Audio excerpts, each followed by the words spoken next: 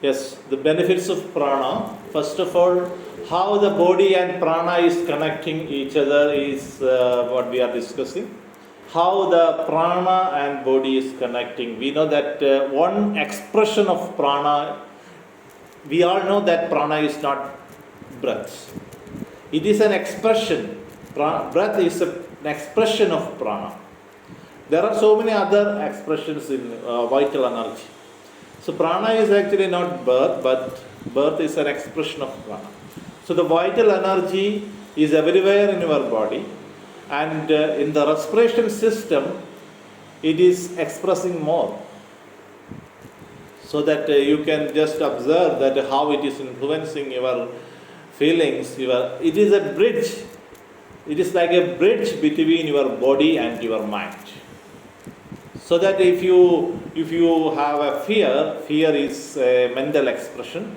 When you have fear, it is affecting your breath. Your rhythm of the breath is changing. Isn't it? At the same time, if you are doing some physical exercise hardly, again the breath is changing. So that means both the physical and mental parts are affected by the breath. Or the physical activities and the mental activities can influence your prana sharira because it is in the middle. So that in the Panchakosha Siddhanta also, prana is between Annamaya and Manomaya.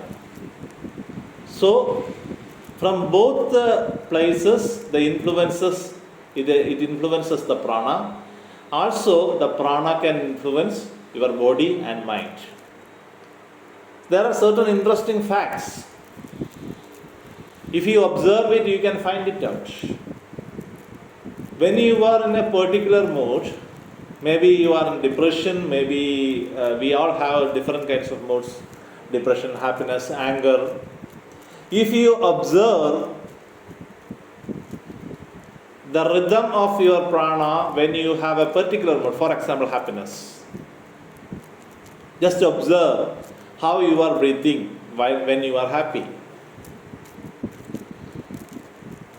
Just observe how you are breathing when you are sad. What is the time of inhale and what is the time of exhale?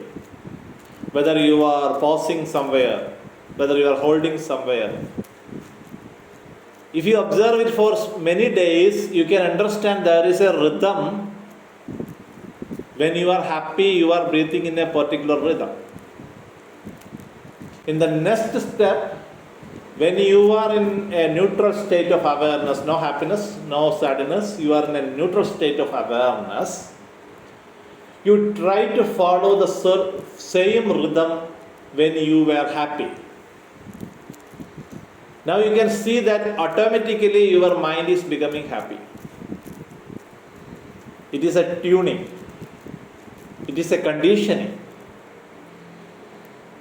See, you go to the mirror and even in a neutral awareness, when you are neither happy nor sad, in that awareness you just go in front of a mirror and smile.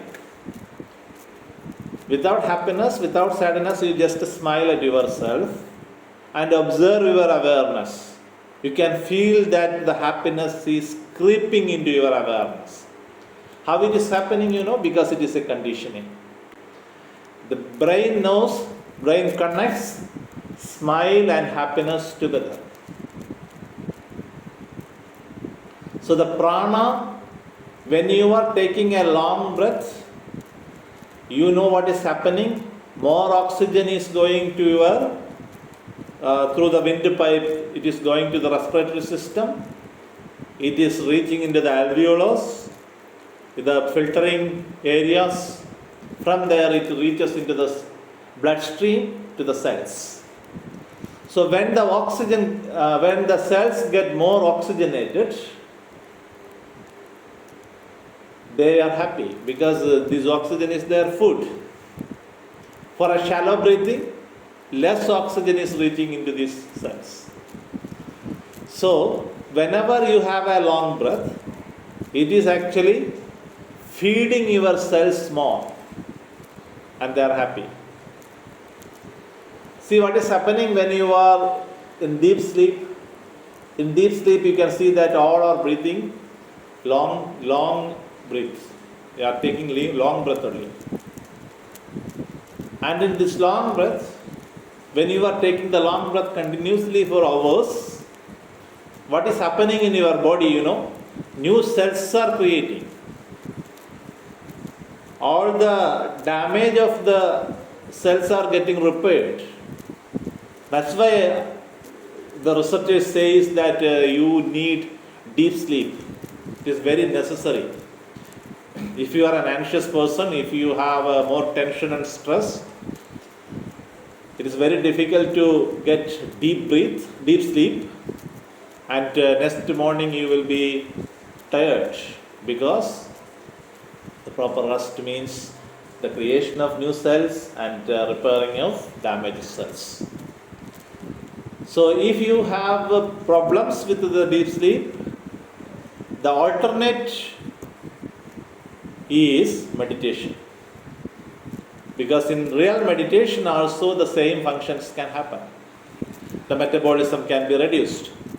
We will discuss the benefits of physiological benefits of meditation tomorrow. So I am not going to explain that now.